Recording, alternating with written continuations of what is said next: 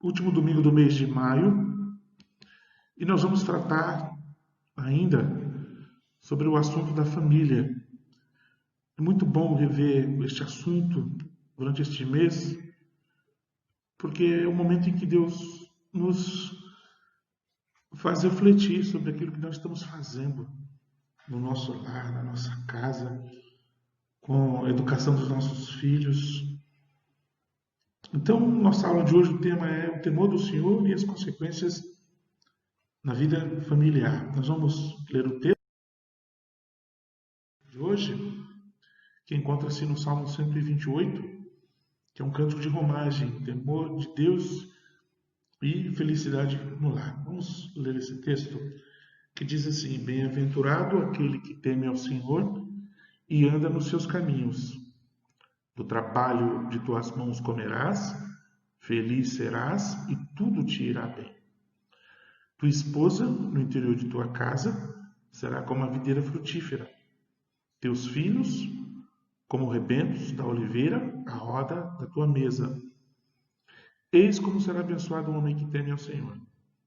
O Senhor te abençoe desde Sião, para que vejas a prosperidade de Jerusalém durante os dias de tua vida. Vejas os filhos de teus filhos, paz sobre Israel. Vamos orar?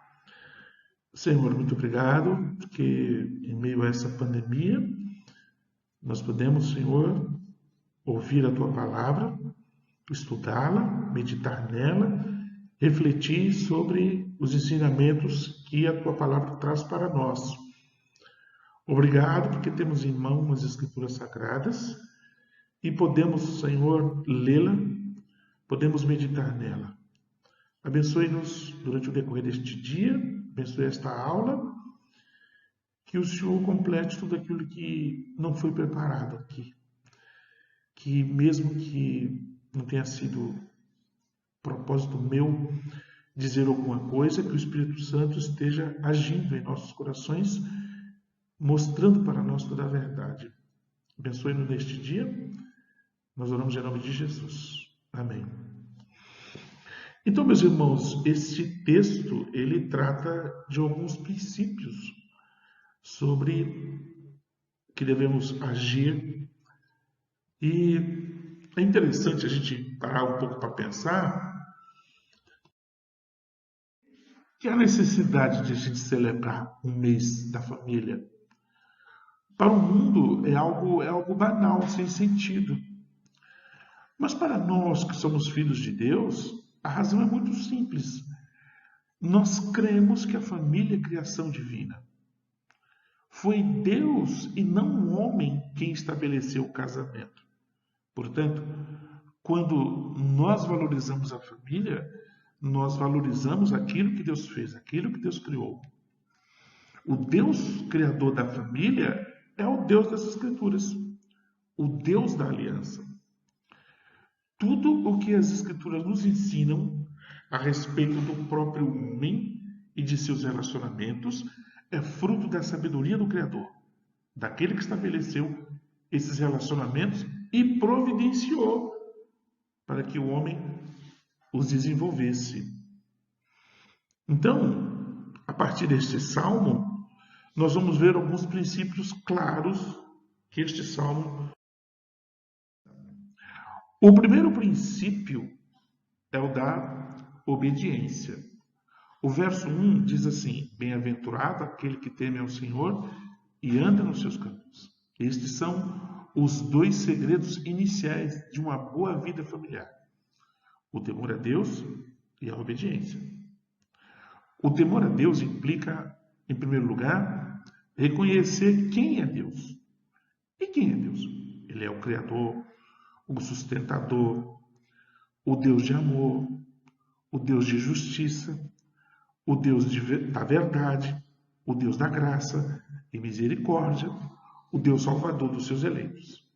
O Deus das Escrituras, com todos os seus atributos de verdade e de justiça, é o Senhor quem deve ser temido.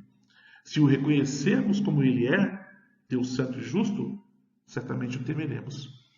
Então, A primeira dica para se temer a Deus é saber quem Ele é ser submisso ao seu poder, toda a sua autoridade. Se não reconhecermos isso, podemos destruir um relacionamento de frustração, podemos, construir um relacionamento de frustração, de tristeza, pois viveremos aquém do que Ele nos chamou para ser. Em termos práticos. Então, como é que a gente pode ver esse temor a Deus no dia a dia na família? O marido é o cabeça e, como tal, deve conhecer, temer e obedecer ao Senhor. Quando a esposa se recusa a aceitar esse princípio, os conflitos tendem a acontecer e os problemas em casa se avolumam. Pior ainda, quando os filhos não se submetem aos pais e são desobedientes, isso é que é pior. A melhor coisa que os pais podem dar aos filhos é a disciplina. O melhor presente que um pai pode dar a um filho é amar a mãe dele. O melhor presente que uma mãe pode dar a um filho é honrar e amar o pai dele. Quando os filhos veem o amor do pai e da mãe, a tendência é os filhos ficarem tranquilos. A paz no lar, quando os filhos percebem que no casal há amor. Agora, quando há desavenças no lar, os filhos também percebem com a maior facilidade. Então, o papel do marido, em primeiro lugar, é obedecer a Deus e ver para que sua esposa também obedeça. Quando os dois obedecem, existe amor de um para com o outro. E os filhos percebem essa boa relação que há entre eles. Os que querem ser participantes da bênção divina devem devotar-se totalmente a Ele com sinceridade no coração, pois Deus nunca desampara os que servem, principalmente aqueles que o temem. Há bênçãos não na vida familiar, mas que chegam aos crentes, essas bênçãos, por temermos ao Senhor. O segundo princípio é o princípio do trabalho. O texto diz assim: do trabalho de tuas mãos comerás, feliz serás e tudo te irá bem. Deus honra o trabalho das mãos do homem. Foi Deus quem criou o trabalho. Adão e Eva não foram criados para serem vagabundos no Éden. Deus os comissionou. Deus não os criou para ficarem à toa. O trabalho foi dado como bênção e não como maldição. O mundo de hoje considera o trabalho como maldição. O antigo conceito de trabalho foi substituído pelo conceito de ganhar dinheiro. Já perceberam como em muitas famílias existe aquele desejo frenético de ganhar dinheiro? E alguns pensam, dinheiro, quanto mais fácil, melhor. E esse princípio de ganhar dinheiro e não adquirir dinheiro para o sustento é um princípio da ruína de um bom relacionamento entre amigos, na família e principalmente no casamento, quando o ideal para o marido é sempre ganhar mais dinheiro. Quando ele ganha mais dinheiro, ele acaba perdendo dinheiro, a família. Quantos não perderam a família por colocar o dinheiro acima de tudo? O querer ter mais traz sérias complicações. Ganha-se dinheiro, perde-se os filhos, a esposa e o lar desmorona. Observe que o texto liga o conceito de felicidade com trabalho e prosperidade. É isso que o texto diz: do trabalho de tuas mãos comerás, feliz serás. O trabalho é para sustentar e não para enriquecer. Né? Então, o trabalho é dado para o sustento. E o texto diz que Isso o faz feliz. Isso o faz feliz. Não o conceito de ganhar dinheiro, mas o conceito para sustentar bem a sua família. A prosperidade prometida aqui não é de riqueza material, de ganhar dinheiro fácil, e sim honrado no trabalho que é feito em nome do Senhor, porque Ele satisfaz a alma do servo e honra ao Senhor. Seja lá o que fizermos, devemos fazer para o Senhor todos os dias no nosso trabalho. O texto reflete ainda um princípio da integridade daqueles que vivem debaixo da aliança.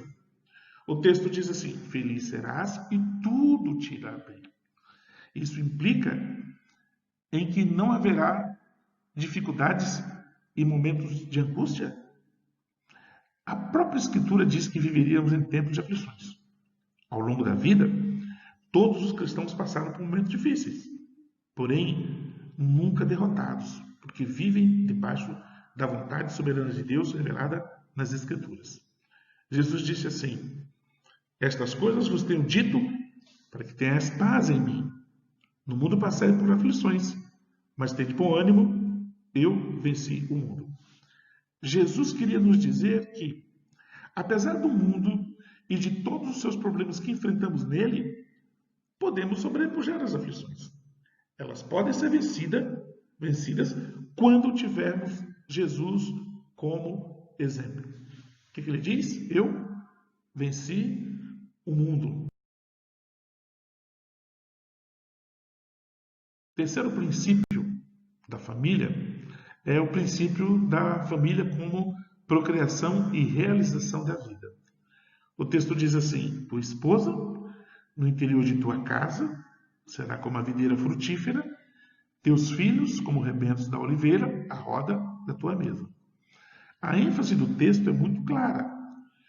Fala tua esposa, tua casa, teus filhos, tua mesa. A ideia básica é de exclusividade.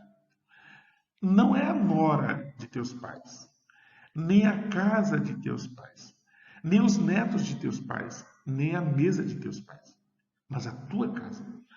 Esse que teme ao Senhor e anda nos caminhos dele, tem uma esposa. E uma esposa é uma parceira em um relacionamento conjugal contínuo, né? E não uma mulher qualquer. Agora, quando a Bíblia diz: por isso deixa o homem pai e mãe e une a sua mulher, tornando-se os dois uma só carne, significa que é a esposa preparada. Este é um princípio de um bom relacionamento. Casamento implica em vida a dois, depois três e assim por diante, quando chegam os filhos. Esse que teme ao Senhor tem a sua própria casa, ele tem o seu trabalho, ele pode sustentar. Se esse verso dá a ideia de uma família onde há comunhão entre todos, os filhos não estão separados, mas a roda da mesa. A esposa está presente no interior da casa. A ideia de afeição não pode ser descartada desse texto. O sentimento de apego, de ternura, afeto, sentimento de bem-querer. É isso que está claro nesse texto. Isso pode ser demonstrado em atitudes pequenas, nas coisas mais simples do dia a dia na vida da família. Então, o interessante é que o marido não pode ficar falando o tempo todo que ama a esposa, mas acima de tudo ele deve demonstrar em atitudes pequenas, em atitudes simples, porque o amor é algo prático e deve ser demonstrado. O amor não é teoria. A demonstração de amor torna o casamento abençoado. O amor não é para ser dito apenas, mas ser vivido e demonstrado todos os dias. Aliás, quanto tempo faz que você não fala para sua esposa que você a ama? E quanto tempo faz que a esposa fala para o marido que a ama? E quanto tempo faz que o pai não fala para os filhos que ele os ama? E quanto tempo faz que a esposa não fala para os filhos que os ama? essa questão de amor, dizer e demonstrar amor de forma prática, deve ser algo evidente em nossos casamentos. Imagine uma família em que há gritos desmedidos ou um não fala com o outro. O marido, quando quer falar com a esposa, manda recado pelo filho e vice-versa.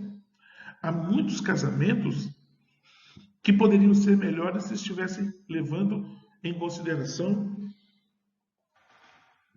por exemplo, a atenção. O marido demonstra atenção com a esposa com o marido e com os filhos, a aceitação, um aceita o outro do jeito que é, e não passar a vida inteira tentando modificar o marido, ou o marido modificando a esposa, para que seja igualzinho a ele. Não é? Deve aceitá-lo como ele é. A afeição, isso deve ser demonstrado. E é interessante que a afeição não é algo de casal novo, não. A afeição? Não. A afeição não é exclusividade dos casamentos novos. Não é? Nós podemos ver isso em casais casados há mais de 30 anos. Essa afeição, não é? A admiração. A admiração não deve acabar. Parece que em alguns casamentos a admiração foi só no noivado e no namoro. E atividades juntos. Eu creio que isso é fundamental, né? A aceitação, a atenção, a aceitação, a afeição, a admiração, tudo junto. Isso é primordial em um. E o texto ainda chama atenção para este homem abençoado, né? Eis como será abençoado o homem que teme ao Senhor. Esse versículo está chamando a atenção para as bênçãos decorrentes do temor a Deus. O salmista também menciona que o homem que teme ao Senhor verá seus netos. Olha o que o salmista diz. O Senhor te abençoe desde Sião para que vejas a prosperidade de Jerusalém durante os dias de tua vida, vejas os filhos de teus filhos. Sem dúvida, há a alegria da família dos descendentes incluída nesta promessa. Além disso, e provavelmente mais importante, é o fato de que a presença de netos indicaria ao salmista a continuação da herança de sua família, que era muito importante para o israelita devoto, porque indicava a posse contínua da terra que Deus havia prometido. Então, ele não só veria os seus netos, mas veria também a prosperidade de Jerusalém. E é assim que o Salmo termina. O Salmo termina com uma bênção para a nação toda. A paz sobre Jerusalém. Eu creio que o texto diz que o homem que teme ao Senhor e anda nos seus caminhos também viveria muito, teria longevidade e ele testemunharia não só a prosperidade de Jerusalém, mas também a paz. Agora, só para concluir, pense numa coisa. Deus abençoa aqueles que o temem e andam nos seus caminhos, porque Ele é fiel. Existe aqui uma promessa. E se nós andarmos no temor e na obediência, o Senhor fará cumprir tudo aquilo que Ele promete em sua palavra. O temor do Senhor é o princípio da sabedoria. Revelam prudência todos os que o praticam. Então, haverá prudência da nossa parte quando temermos ao Senhor e andarmos nos seus caminhos. Em segundo, o temor do Senhor consiste em aborrecer o mal, a soberba, a arrogância, o mau caminho, a boca perversa. Eu os aborreço. É assim que ele diz, Salomão, né? Ele diz assim, que o temor do Senhor consiste em aborrecer o mal, em desprezar toda a soberba, a arrogância, o mau caminho, a boca perversa. Não é? O temor de Deus é um sentimento de respeito e reverência, submissão à vontade divina. Isso é ser sábio. O temor do Senhor, ele prolonga os dias. E em terceiro, se o Senhor não edificar a casa, em vão trabalham os que edificam. Se o Senhor não guardar a cidade, em vão vigia a sentinela.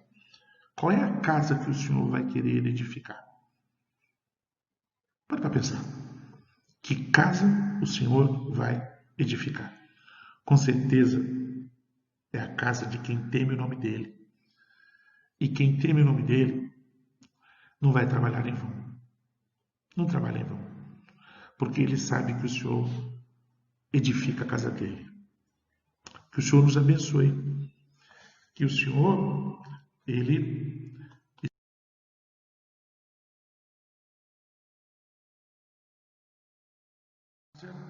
o desejo maior de temer o nome dele e guardar os seus mandamentos. Que promessas maravilhosas esse salmo traz. Bem-aventurado que teme ao Senhor e anda nos seus caminhos. Não é só temer, é andar nos caminhos. E aí a gente observa as bênçãos decorrentes desse temor. Que o Senhor nos abençoe neste dia. Vamos orar? Senhor, muito obrigado por esta manhã. Muito obrigado porque podemos rapidamente estudar a Tua Palavra e entender tudo aquilo que ela tem para nós. Que o Senhor possa edificar as famílias da nossa igreja, abençoá-las e protegê-las todos os dias. Perdoa os nossos pecados, Senhor, e dá-nos um dia na Tua presença. Nós oramos em nome de Jesus. Amém. Irmãos, Deus abençoe a todos.